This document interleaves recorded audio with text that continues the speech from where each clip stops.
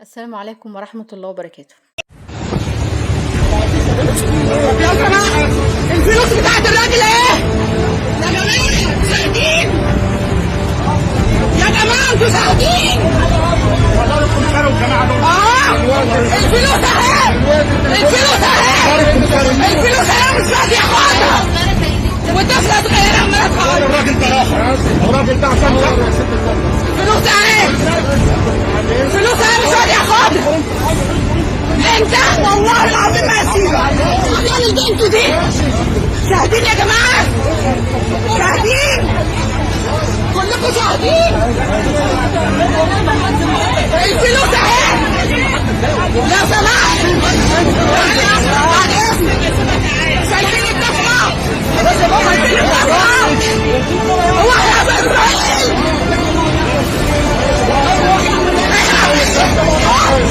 الفلوس اهي! الفلوس اهي! شاهدين يا جماعة؟ مش راضي ياخد الطفلة وضربه! ضرب الراجل قدام بنته! انا والله ما هسيبك عشان بنتي. الراجل اللي ضرب الراجل.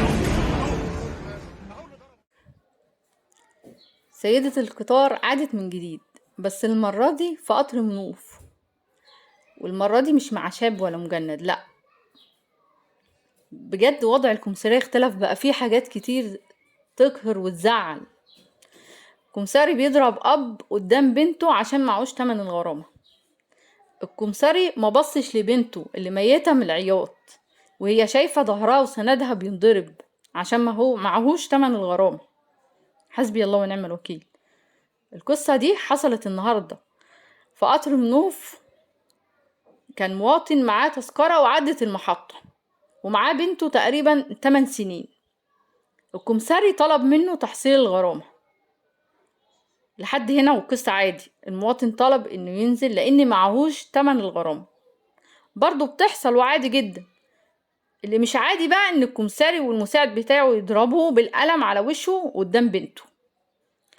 وفي الفيديو الأستاذة هناء بتتحايل على البيه الكمثري عشان ياخد منها الفلوس، لأنها كأم خافت على البنت الصغيرة والموقف المرعب اللي فيه، والبيه الكمثري رفض ياخد منها الفلوس أو من أي حد تاني، ومصمم إن المواطن هو اللي لازم يدفع أو يشده من قفاه.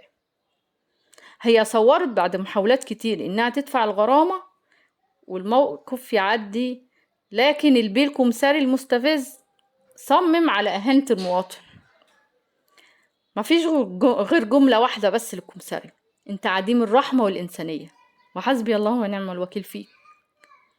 والسلام عليكم ورحمة الله وبركاته. السلام عليكم.